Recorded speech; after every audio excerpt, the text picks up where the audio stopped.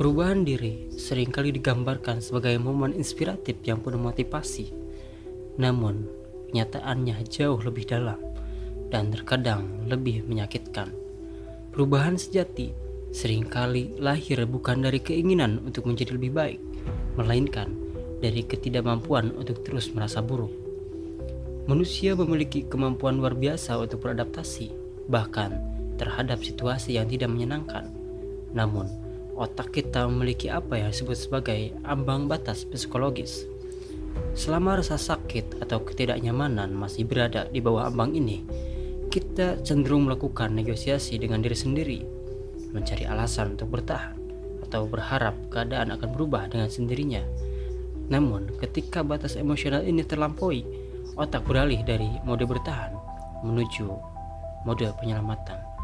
Di titik ini, perubahan bukan lagi sebuah wacana atau resolusi tahun baru, melainkan sebuah respon biologis dan psikologis yang mendesak. Mengapa kita sering bertahan begitu lama dalam situasi beracun?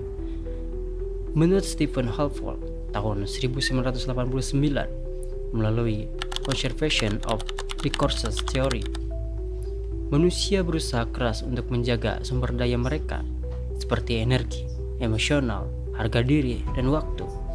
Perubahan diri membutuhkan energi yang besar. Kita seringkali takut bahwa jika kita berubah atau pergi, kita akan kehilangan lebih banyak sumber daya. Namun, ketika kita mencapai titik jenuh, kita menyadari bahwa bertahan justru memakan lebih banyak sumber daya daripada pergi.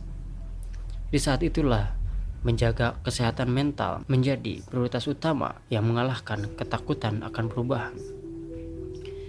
James Cross, seorang ahli dalam emotion regulation, menjelaskan bahwa ketika seseorang terpapar pada stresor seperti perlakuan tidak hormat atau kelelahan kronis secara terus-menerus, sistem regulasi emosinya bisa mengalami kelelahan.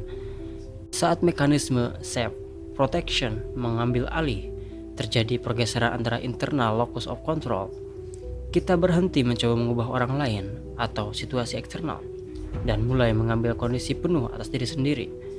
Keputusan yang lahir dari titik ini biasanya lebih stabil dan permanen karena didasarkan pada insting bertahan hidup, bukan sekedar motivasi saat.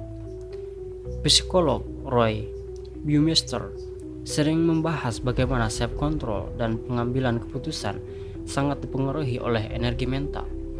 Perubahan yang paling konsisten terjadi ketika seseorang berhenti menjanjikan hal-hal baru dan mulai menolak hal-hal lama. Identitas Anda tidak lagi didefinisikan oleh apa yang Anda katakan akan Anda lakukan, tetapi oleh standar apa yang Anda tetapkan bagi orang lain untuk keperluan Anda. Dengan berkata cukup, Anda secara otomatis menggambar ulang batas-batas identitas Anda. Jika saat ini Anda merasa sangat lelah dan tidak sanggup lagi mentoleransi keadaan tertentu, jangan anggap ini sebagai kelemahan. Itu adalah tanda bahwa sistem psikologis Anda sedang bekerja untuk menyelamatkan Anda. Perubahan yang dimulai dari titik jenuh adalah perubahan yang memiliki akar paling kuat.